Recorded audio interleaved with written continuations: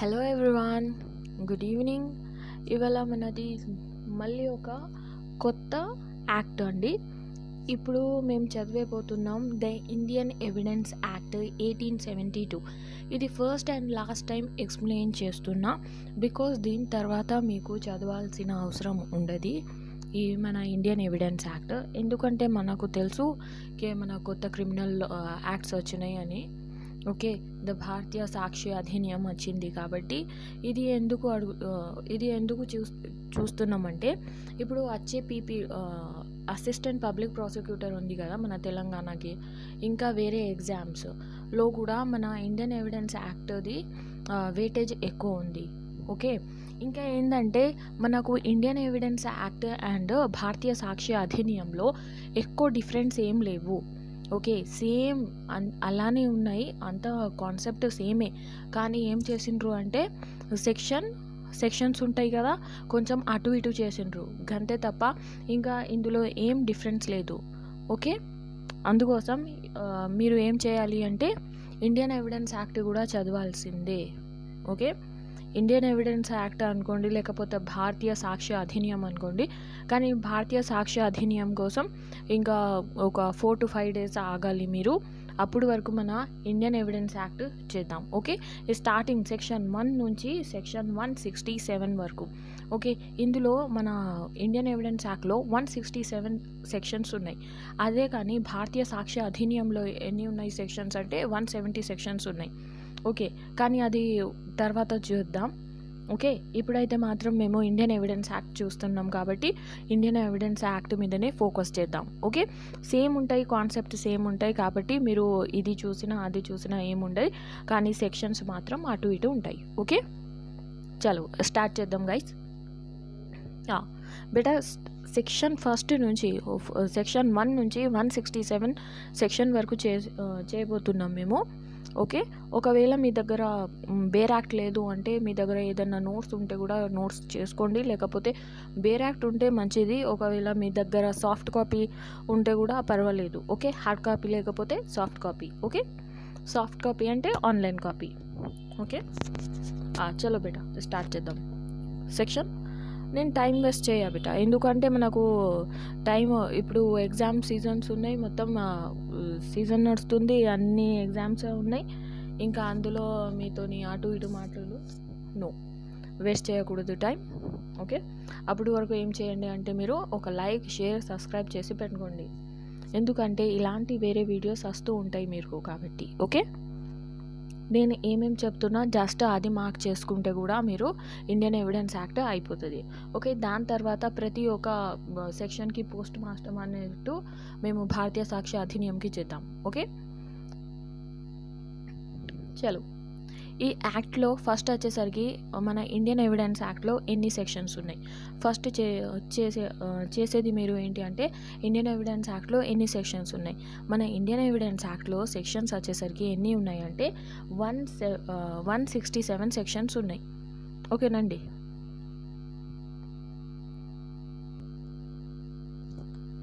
Okay బేటా రాసుకోండి మీరు, 167 sections ఉన్నాయి. ఓకే, 160 సెక్షన్స్ ఉన్నాయి, కానీ ఈ యాక్ట్ ఎవరు డ్రాఫ్ట్ చేసిండ్రు? ఓకే, ఈ యాక్ట్ని మన ఇండియన్ ఎవిడెన్స్ యాక్ట్ని ఎవరు డ్రాఫ్ట్ చేసిండ్రు అంటే ఏం రాయాలి మీరు? జేమ్స్ స్టీఫెన్ అని పేరు రాయాలి. Okay, James Stephen. మరి వచ్చేసరికి ఈ యాక్ట్ మనకు డ్రాఫ్ట్ ఎప్పుడు చేశారు అంటే టైం మతలబ్ డేట్ ఏంటి అంటే 31st మార్చ్కి 1871లో ఈ డ్రాఫ్ట్ అయింది, ఈ యాక్ట్ డ్రాఫ్ట్ చేశారు. అదే ఎన్ఫోర్స్మెంట్లో ఎప్పుడు వచ్చింది అంటే 1st September 1872లో ఎన్ఫోర్స్మెంట్లో వచ్చింది. ఓకే,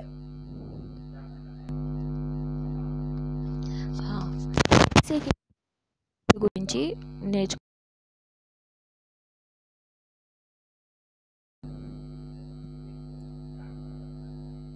బేటా లిసన్, అయితే బేసిక్ ఏంటంటే ఈ యాక్ట్లో ఏంటంటే మనకు తెలియాల్సింది act number act number 1 of the 1872 act ఇది. ఇంకా 1 సెప్టెంబర్లో వచ్చింది, 1872లో ఎన్ఫోర్స్ అయింది. ఓకే, ఇందులో మన ఇండియన్ ఎవిడెన్స్ యాక్ట్లో 3 పార్ట్స్ ఉన్నాయి. 11 చాప్టర్స్ ఉన్నాయి. 3 పార్ట్స్ 11 చాప్టర్స్ ఉన్నాయి. సెక్షన్ వచ్చేసరికి 167 సెక్షన్స్ ఉన్నాయి. ఓకే, ఈ కాన్కరెంట్ లిస్ట్లో వస్తుంది. అది కూడా ఎంట్రీ కాన్కరెంట్ లిస్ట్ అంటే లిస్ట్ ఎందులో ఉంటుంది అంటే మనకు యూనియన్ లిస్ట్ ఉంటుంది, మన స్టేట్ ఉంటుంది, ఇంకా కాన్కరెంట్ ఉంటుంది. ఇది కాన్కరెంట్ లిస్ట్లో వస్తుంది. ఓకే, ఎంట్రీ నెంబర్ 12లో. ఓకే, గుర్తుకుంటుంది అనుకుంటా. ఇంకేంటంటే నేచర్ ఎలా ఉంది మన ఇండియన్ ఎవిడెన్స్ యాక్ట్ ఇది అంటే ప్రొసీజర్ లా ఉంది. ఓకే, ప్రొసీజర్ లా ఉంది ఇండియన్ ఎవిడెన్స్ యాక్ట్. కానీ ఇందులో ఒక సబ్స్టాంటివ్ పార్ట్ ఉంది. అది ఏంటి అంటే మనకు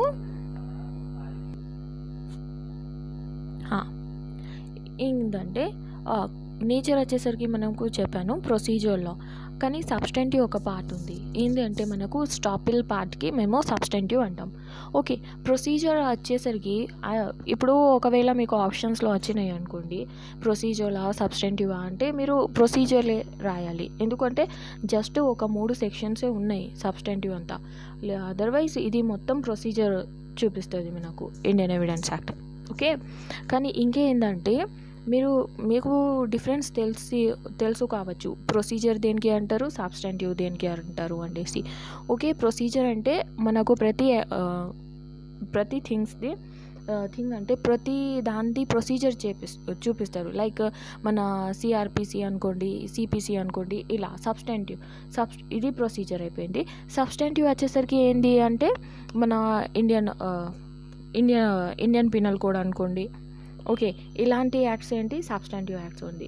ఓకే, ఇంకేంటంటే మన Indian evidence act non exhaustive. Okay, ఇది మన నాన్ ఎగ్జాస్టివ్ ఉంది. అండ్ రెట్రోస్పెక్టివ్ నేచర్ ఉంటుంది దీనికి ఏమంటారు అంటే లెక్స్ ఫోరీ అంటారు, లా ఆఫ్ ల్యాండ్ అంటారు. ఓకే, లెక్స్ ఫోరీ మీనింగ్ ఏంటి అంటే లా ఆఫ్ ల్యాండ్. ఇవి పాయింటర్స్ నేను ఏమేమి చెప్పాను మీకు, మీరు ఒకవేళ 2x స్పీడ్లో వింటే కూడా అర్థమవుతుంది, కానీ మీరు రాయలేరు. అందుకోసం నార్మల్ స్పీడ్లోనే పెట్టుకొని ఈ ఏమేం పాయింటర్స్ చెప్పానో అది రాసుకోండి. ఓకే, నేను ఇక్కడ రాసేదాన్ని కానీ బట్ నా పెన్ వర్క్ చేయడం లేదు ఇక్కడ. ఓకే, ఇప్పుడు మళ్ళీ ఒక కొత్త పెన్ పెట్టాలి దీనికి అంటే టైం వేస్ట్ అవుతుంది. ఓకే, నేను చెప్తూ ఉంటా, మీరు రాసుకోండి. ఫస్ట్ ప్రొసీజర్లో అన్నా, నాన్ ఎగ్జాస్టివ్ అన్నా, రెట్రోస్పెక్టివ్ నేచర్ అన్నా, లెక్స్ ఫోరీ అన్నా. లెక్స్ ఫోరీ అంటే లా ఆఫ్ ల్యాండ్.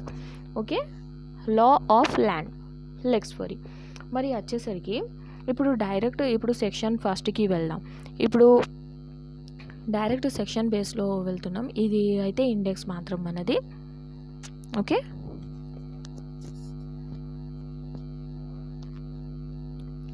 ఇది ఇండెక్స్. చలో ఇండియన్ ఎవిడెన్స్ యాక్ట్ది సెక్షన్ 1 చూద్దాం. ఓకే, సెక్షన్ 1 ఏంటి, short title and the extend ఉంటుంది. అండ్ సెక్షన్ 2 ఏమైంది అంటే రిపీల్ అయిపోయింది.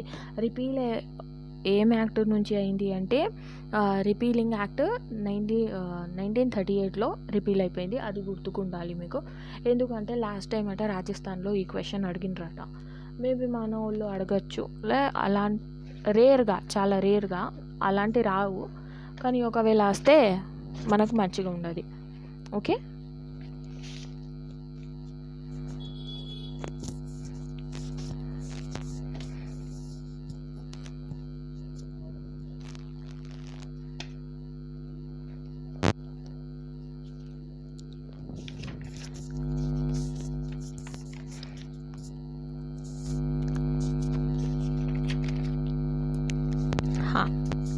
సెక్షన్ 1లో ఇప్పుడు ఏంటంటే అప్లికేబిలిటీ అండ్ నాన్ అప్లికేబిలిటీ గురించి వస్తుంది మనకు ఎందులో మన సెక్షన్ 1లో. ఓకే, సెక్షన్ 1లో ఏమేమంటుంది అంటే ఎక్స్టాండ్ ఎక్కడి వరకు, ఈ యాక్ట్ని ఏమంటారు ఇండియన్ ఎవిడెన్స్ యాక్ట్ అంటారు అనేసి షార్ట్ టైటిల్లో ఉంది. మరి ఎక్స్టాండ్లో ఏముంది అంటే ఈ ఎక్కడి వరకు ఎక్స్టాండ్ అవుతుంది అంటే మన హోల్ ఆఫ్ ఇండియాలో ఎక్స్టాండ్ అవుతుంది. ఓకే, అండ్ అప్లై టు ఎక్కడి వరకు అప్లికేబుల్ అవుతుంది ఈ యాక్ట్ మనకు ఎక్కడి వరకు అప్లై అవుతుంది అంటే ఆల్ జ్యుడిషియల్ ప్రొసీడింగ్స్లో అవుతాయి, ఇంకా కోర్ట్ మార్షల్స్లో అవుతాయి. Judicial proceedings and court court మార్షల్స్లో అవుతాయి. ఓకే, ఇది అయితే all judicial proceeding and court martials అనేసి చెప్పారు. కానీ ఎక్కడ మన ఇండియన్ ఎవిడెన్స్ యాక్ట్ అప్లికేబుల్ కాదు.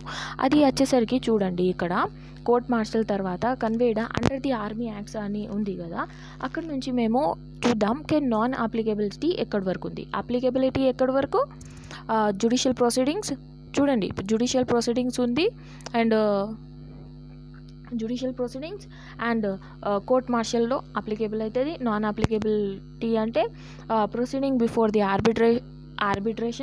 ఆర్బిట్రేటర్ దగ్గర మనకు అప్లికేబుల్ కాదు. ఇంకా ఏంటంటే ఎఫిడేవిట్ మీద కూడా కాదు. ఇంకా కోర్ట్ మార్షల్ ఎలా ఉంది అంటే include the court martial. Okay, court మార్షల్లో కొన్ని ఏరియాస్ ఉన్నాయి. అవి ఏంటి అంటే ఆర్మీ యాక్ట్ అనుకోండి, air force act, Indian navy act ఎక్కడ అప్లై అవుతుందో వీళ్ళకు మన ఇండియన్ ఎవిడెన్స్ యాక్ట్ అప్లై కాదు. ఓకే, ఎఫిడేవిట్ ఎక్కడి నుంచి తీసుకుంటామంటే సిపిసిలో ఎఫిడేవిట్ తీసుకుంటాం కదా, ఆర్డర్ 19లో అది. ఇంకా సిఆర్పిసి వచ్చేసరికి 295లో, 296 అండ్ 297లో. ఓకే, ఇవి అప్లికేబిలిటీ గురించి చెప్తున్నాం. సెక్షన్ 1 అవుతుంది, సెక్షన్ 2 రిపీల్ అవుతుంది. సెక్షన్ 3లో ఏముంది అది చూడండి. ఇంటర్ప్రిటేషన్ క్లాజెస్ ఉన్నాయి సెక్షన్ 3లో. ఇంటర్ప్రిటేషన్ క్లాజెస్లో ఏమేమి ఉన్నాయంటే కోర్ట్ ఉంది. కోర్ట్ ఇంక్లూడ్స్ అంటే ఆల్ జడ్జెస్కి కోర్ట్ అంటాం, ఇంకా మెజిస్ట్రేట్కి కూడా కోర్ట్ అంటాం. ఓకే, ఇంకా లీగల్ అథారిటీ ఎవరి దగ్గర ఉంటాయి వాళ్ళకు కూడా legal authority to take the evidence on oath వాళ్ళకు అందరికీ కోర్ట్ అంటాం మేము. ఇక్కడ 3 పర్సన్స్ ఉంది అనుకోండి, judges, magistrate and all persons. Okay, legally authorised to take evidence, ఎవరు దగ్గర అథారిటీ ఉంది ఎవిడెన్స్ తీసుకోవడానికి వాళ్ళకు కూడా మేము కోర్ట్ అంటాం. కానీ except the arbitrators. Okay, except arbitrators గుర్తుకుంటాయి మీకు ఐ థింక్. ఓకే, ఫస్ట్ అయిపోయింది కోర్ట్ గురించి. Section 3 court. ఓకే, మరి ఫ్యాక్ట్లో ఏమేమి ఉంది అది చూడండి. ఓకే, ఫ్యాక్ట్ దేనికి అంటారు? Okay, facts means and the include. Okay, fact means ఇప్పుడు మీరు ఫ్యాక్ట్స్ కన్నా ఫస్ట్ డాక్యుమెంట్ చూడండి.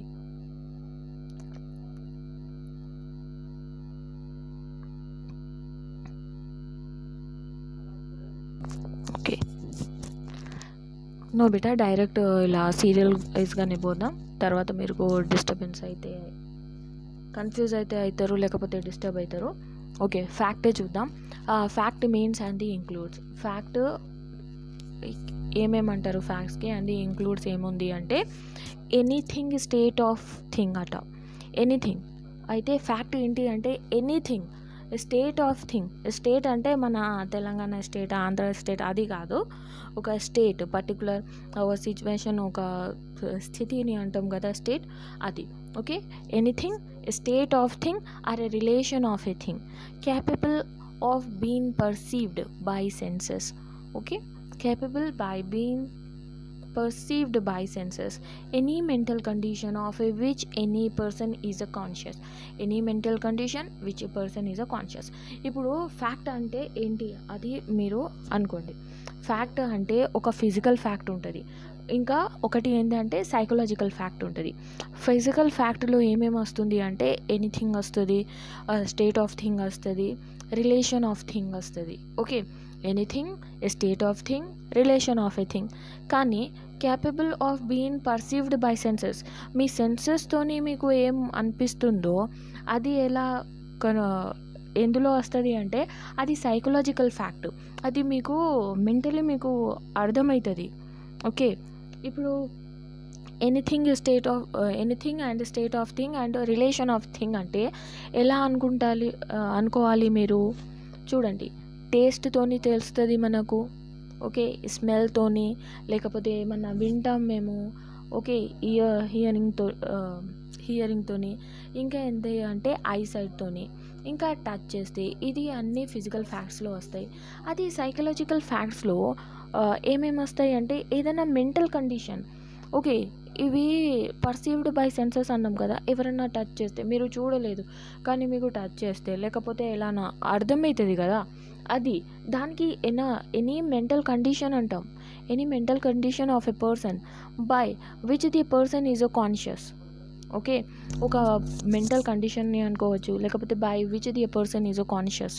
ఓకే, అది దానికి సైకలాజికల్ ఫ్యాక్ట్ అంటాం. ఓకే, మీకు ఎన్ని సెన్సెస్ ఉన్నాయి అది నాకు కామెంట్ బాక్స్లో చెప్పండి. ఓకే, ఇల్లుస్ట్రేషన్ చూడండి, అన్ని ఇల్లుస్ట్రేషన్స్ చెప్పాను బికాజ్ ఇక్కడ 2-3 ఇల్లుస్ట్రేషన్స్ ఇంపార్టెంట్ ఉంది కాబట్టి ఇల్లుస్ట్రేషన్స్ చెప్తాను. Okay, that there are the certain objects arranged in the certain order in the certain place is a fact. ఏదన్నా సర్టెన్ ఆబ్జెక్ట్స్ సర్టెన్ ప్లేస్లో లేకపోతే సర్టెన్ అరేంజ్ అయ్యి ఉంది, అది ఫ్యాక్ట్. ఓకే, ఫ్యాక్ట్ అంటే ఓకే ఫ్యాక్ట్స్ అంటే పర్టికులర్ ఏదన్నా చేస్తే దానికి ఫ్యాక్ట్ అంటాం. Okay, that a man heard or saw something is a fact. ఏదన్నా మనిషి విన్నాడు, అది చూశాడు, అది ఫ్యాక్ట్ అనుకోండి, అది ఫ్యాక్ట్ అట.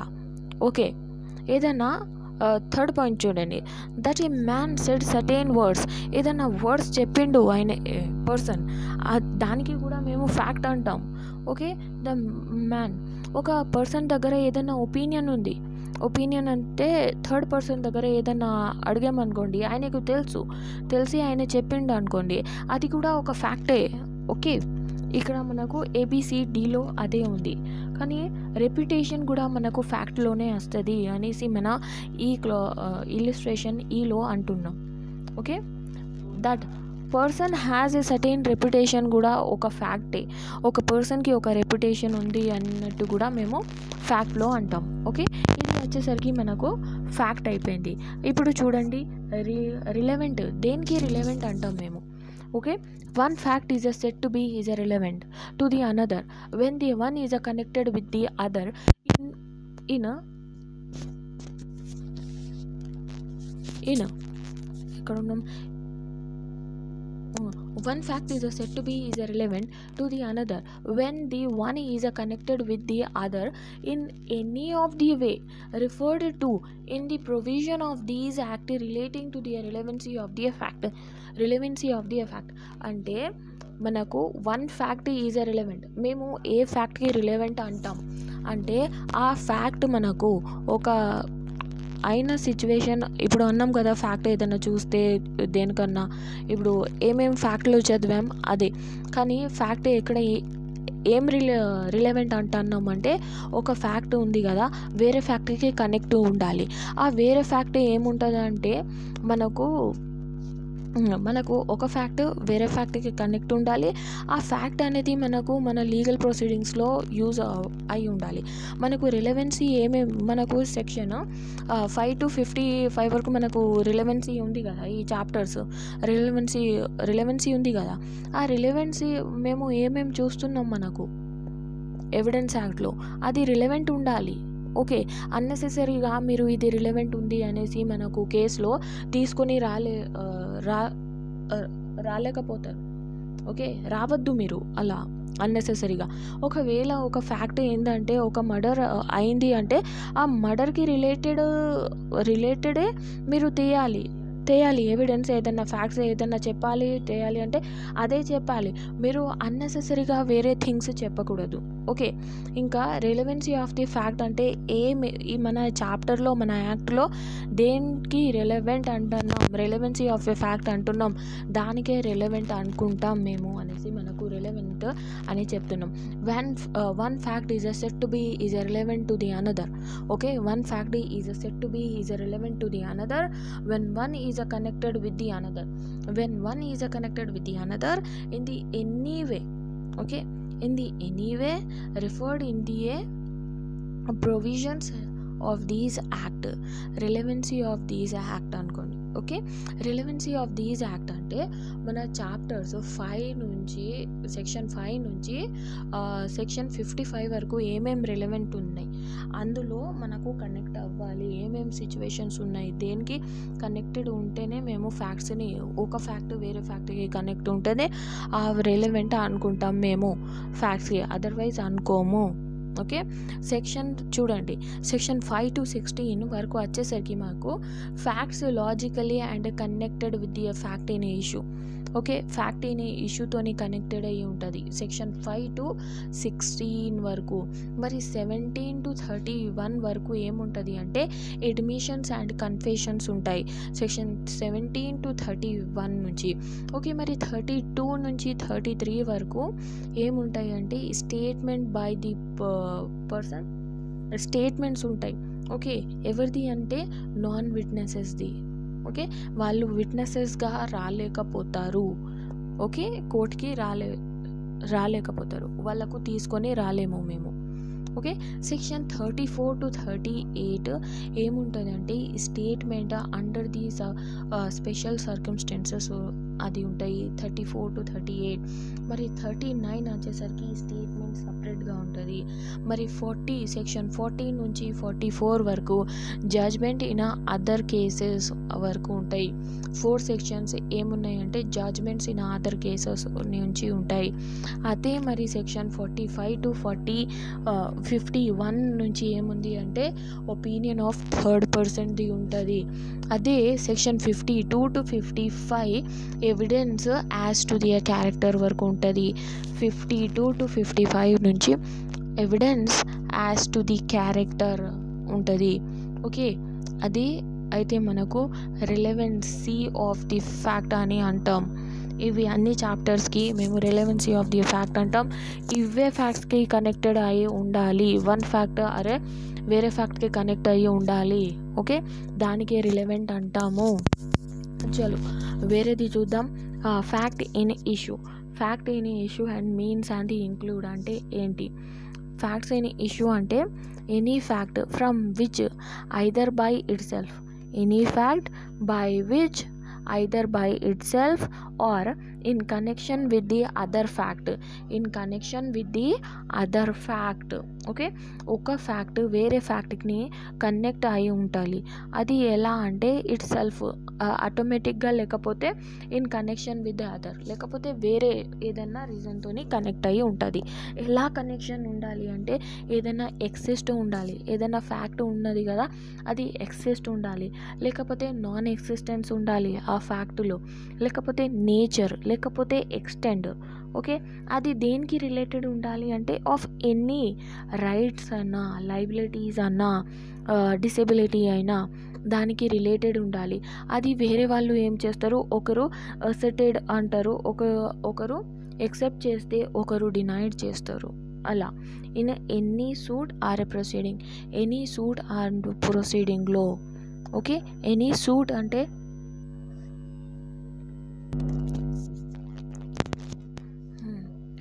ఒకరు అసెట్ చేయాలి అంటే ఒకరు డినైడ్ చేయాలి. ఇన్ ఎనీ సూట్ ఎక్కడ అంటే ఇన్ ఎనీ సూట్లో అయినా లేకపోతే ప్రొసీడింగ్స్లో అయినా, దీనికి అన్నిటికీ కలిపి అయితే fact in issue and plus relevant ఫ్యాక్ట్ని కలిపితే ప్రూఫ్ అవుతుంది.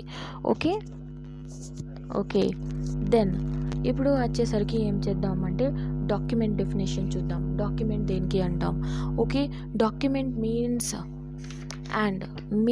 any matter expressed and described upon any substance by means of letter, figure, mark, or by the one or by more than one of those means, intending to be used or which may be used for the purpose of a recording that matter.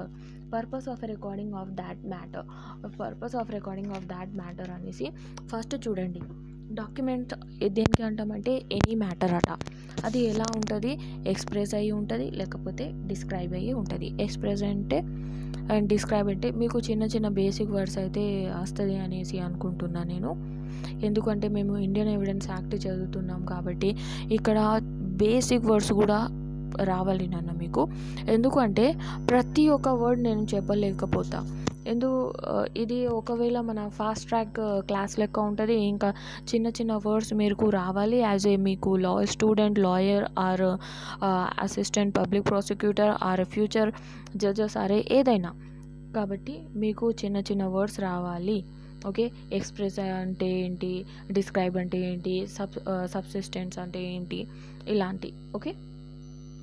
Okay, any matter expressed అయి ఉన్నా, describe అయి ఉన్నా, ఎందులో అంటే upon any substance, ఏదన్నా సబ్స్టెన్స్లో by means of a letter, figure, mark. Okay, by means ఎలా ఉండాలి అంటే లెటర్స్ నుంచి ఉండొచ్చు, ఎవరన్నా రాయొచ్చు, మార్క్స్ లేకపోతే ఏదన్నా ముద్రలు అవి వేస్తారు కదా పాతకాలంలో, అవి లేకపోతే ఫిగర్స్ ఉండొచ్చు. ఓకే, ఏదన్నా ఫిగర్స్ అంటే ఇది ఓల్డెన్ టైమ్స్లో రాజుగారు వాళ్ళు వేస్తారు చూడండి, మంచి మంచి డిజైన్స్, ఆర్కిటెక్చర్స్ లెక్క అలా. ఓకే, అది ఒక ఎగ్జాంపుల్ లెక్క చెప్పాను గంతే. Which is used as a intending to be used for, అది ఎందుకు యూజ్ చేస్తున్నామంటే for the purpose of in the recording of matter. ఇక్కడ రికార్డింగ్ ఆఫ్ ఎ మ్యాటర్ అట. Okay, evidence of that matter, recording of that matter. Okay,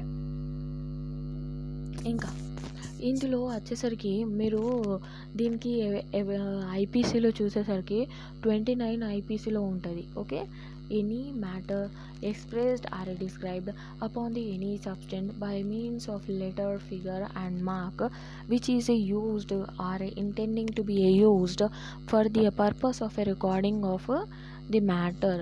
దేంట్లో use చేస్తున్నాను అంటే recording of matter కోసం ఇవి యూజ్ చేస్తున్నాం. ఇక్కడ వచ్చేసరికి మీకు ఏం చేయాలి అంటే ఇల్లుస్ట్రేషన్లో ఏమేమి డాక్యుమెంట్స్ అంటామంటే రైటింగ్ ఏదన్నా రాస్తే కూడా అది డాక్యుమెంట్ అవుతుంది.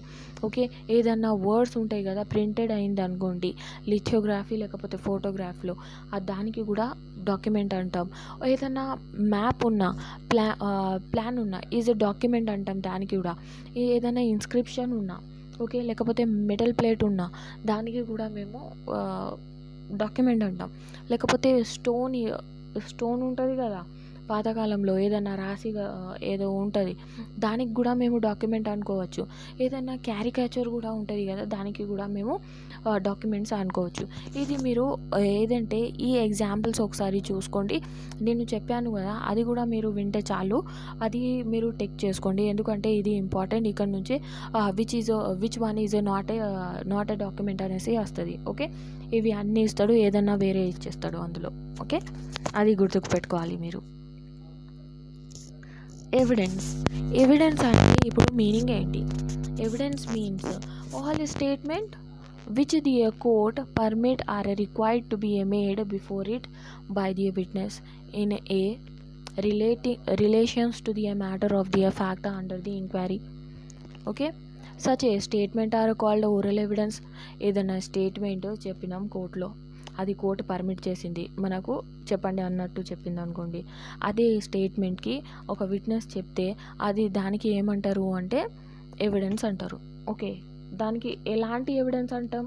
ఓరల్ ఎవిడెన్స్ అంటాం. ఓకే, ఎందుకంటే మేము ప్రెజెంట్ కోర్టుకి వెళ్ళి అక్కడ విట్నెస్ బాక్స్ ఏదన్నా స్టేట్మెంట్ చెప్తే అది మనకు ఎవిడెన్స్ అవుతుంది. ఓకే, అది ఎలాంటి ఎవిడెన్స్ అంటే ఓరల్ ఎవిడెన్స్, మేము చెప్పాం కాబట్టి వెళ్ళి. ఓకే, ఏదైనా స్టేట్మెంట్ ఇచ్చాము మేము, అందులో ఓరల్ ఎవిడెన్స్ అంటాం.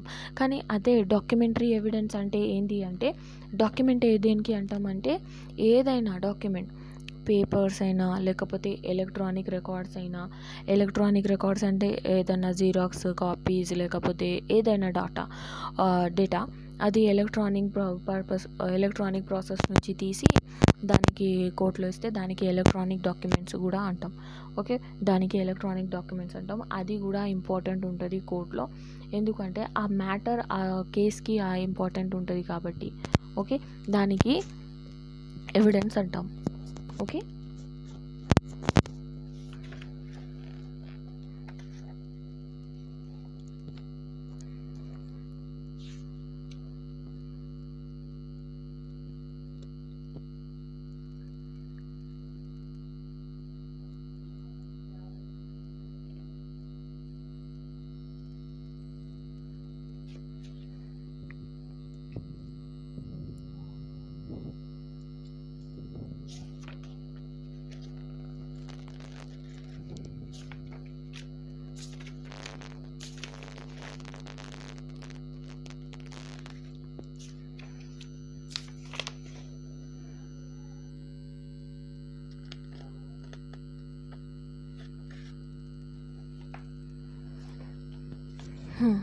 ఇప్పుడు వచ్చేసరికి proof, disproof and not proof. Okay, proof, disproof, not proof దేనికి అంటాము అనేసరికి ఉంది మనకు proof, disproof and not proof. Proof, disproof, not proof అనేసి దేనికి అంటామంటే ఏదైనా ఫ్యాక్ట్. ఇప్పుడు కొంచెం తొందరగా వెళ్దాం. Okay, a fact is said to be proved. ఒక ఫ్యాక్ట్ని ఎప్పుడు ప్రూవ్ అంటాం? Okay, when after a considering the matter before it the court either believes it to be exist, okay, or consider it is existent so probable, okay, that a prudent man out under the circumstances of that particular case to act upon the supposition that is exist. అయితే ఒక fact same ఉంటుంది. ఒక ఫ్యాక్ట్ని court ఏమనుకుంటుంది అంటే ఆ fact exist ఉంది, okay, ఆ రియల్గానే exist ఉంది, బిలీవ్ చేస్తుంది, ఎగ్జిస్ట్ ఉంది. అది సేమ్ ఏం చేస్తున్నామంటే ఒక ప్రుడెంట్ మ్యాన్ ఉంటుంది కదా, ప్రుడెంట్ మ్యాన్ అంటే కామన్ మ్యాన్, ఓకే, ఆయనకు కూడా కనిపిస్తుంది అది ఎగ్జిస్ట్ ఉంది అనేసరికి కన్సిడర్ చేస్తే అది ఎగ్జిస్టెన్స్లో ఉంది. నార్మల్గా ఎవరు అనుకుంటే కూడా వాళ్ళు ఎగ్జిస్ట్ ఉంది ఒక ఫ్యాక్ట్ అనేసి అనుకుంటాం. దానికి ప్రూవ్ అంటాం. ఓకే, డిస్ప్రూవ్ అంటే అదే కోర్టు ఏమంటుంది, అదే కోర్టు ఏం బిలీవ్ చేస్తుంది అంటే ఒక ఫ్యాక్ట్ నాట్ ఎగ్జిస్ట్ అనేసి బిలీవ్ చేస్తుంది కోర్టు. ఓకే, అది నాన్ ఎగ్జిస్టెన్స్ ఎలా ఉండాలి అంటే ఒక నార్మల్ ప్రుడెంట్ మ్యాన్కి కూడా అర్థం అవ్వాలి అది లేదు అన్నట్టు, నాట్ ఎగ్జిస్ట్ అనేసి, దానికి నాట్ ఎగ్జిస్ట్ అంటారు. మరి నాట్ ప్రూవ్ అంటే అది మనకు నైదర్ ప్రూవ్ అయితే లేదు నార్ డిస్ప్రూవ్ అయితే లేదు, దానికి నాట్ ప్రూవ్ అంటాం. ఓకే, అంతే, డిఫరెన్స్ ఏం లేదు. Proof, disproof, not prove. Okay, ఒక ప్రూఫ్లో ఏమవుతుంది అంటే కోర్టు బిలీవ్ చేస్తుంది ఎగ్జిస్ట్ ఉంది ఆ ఫ్యాక్ట్. డిస్ప్రూఫ్లో ఏం చేస్తుంది అంటే కోర్టు బిలీవ్ చేస్తుంది నాట్ ఎగ్జిస్ట్ ఉంది అనేసి. ఇంకా మనకు నాట్ ప్రూఫ్లో ఏం చేస్తుంది అంటే ఐదర్ ప్రూవ్ ఐదర్ ఎగ్జిస్ట్ ఉంది అనుకోది, ఐదర్ నాన్ ఎగ్జిస్ట్ ఉంది అని అనుకోదు. అయితే prove neither proved nor disprove అని. ఓకే, దానికి prove, disprove, not prove. India అనేసరికి మన territories of India except the include the state of Jammu and Kashmir. May presume, shall presume and conclusive proof అనేసరికి మనకు సెక్షన్ 4లో ఉంది. May presume, shall presume and conclusive proof. Okay, may presume అంటే when natural presumption అన్నట్టు. May presume అంటే whenever it is proved.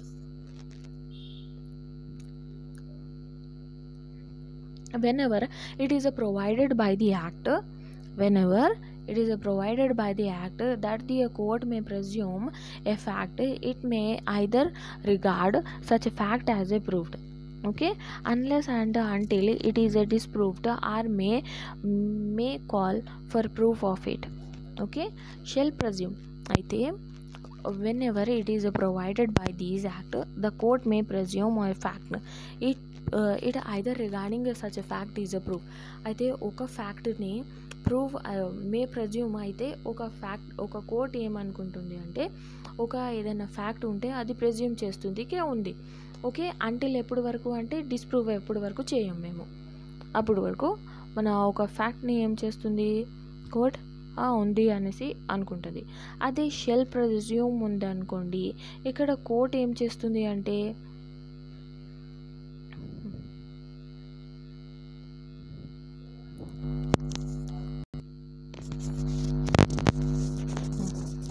Shell presume అంటే ఏదైనా ఫ్యాక్ట్కి ఆటోమేటిక్గా ప్రెజ్యూమే చేస్తుంది అది అయింది.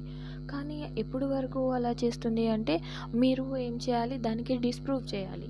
ఓకే, కోర్ట్ డిస్ప్రూవ్ ఎప్పుడు వరకు చేయరు మీరు, అప్పుడు వరకు ఒక ఫ్యాక్ట్ని ఏం ప్రెజ్యూమ్ చేస్తుంది, ఏమనుకుంటుంది అంటే అది అయింది, ఒక యాక్ట్ అయినా ఫ్యాక్ట్ అయినా అయింది అనుకుంటుంది. ఎప్పుడు వరకు మీరు డిస్ప్రూవ్ చేయరు. ఓకే, కానీ కన్క్లూజివ్ ప్రూఫ్లో మాకు డిస్ప్రూవ్ చేసేది కూడా రైట్ లేదు అన్నట్టు. ఓకే. ఏంటంటే ఇది ఖచ్చితంగా అయింది అనుకుంటది. ఏదైనా ఫ్యాక్ట్ ఏదైనా యాక్ట్ జరిగితే. కానీ అందులో ఏందంటే మీకు ఛాన్స్ కూడా ఉండదు. ఓకే. మే ప్రెజ్యూమ్‌లో, షెల్ ప్రెజ్యూమ్‌లో ఉంది. కానీ ఇక్కడ కన్క్లూజివ్ ప్రూఫ్ వచ్చేసరికి ఇంకా మీకు డిస్‌ప్రూఫ్ చేసేది కూడా అధికారం లేదన్నట్టు. ఓకే. కన్క్లూజివ్ ప్రూఫ్‌లో. ఓకే. కన్క్లూజివ్ ప్రూఫ్‌లో వచ్చేసరికి 41 సెక్షన్ 41, 112 అండ్ 130 మూడే సెక్షన్స్ ఉన్నాయి. ఓకే. అది కన్క్లూజివ్. దానికి మీరు డిస్‌ప్రూఫ్ చేసేది కూడా లేదు మీకు రైట్. ఓకే. సెక్షన్ 4 అంటుంది. ఇక సింపుల్‌గా. And section 5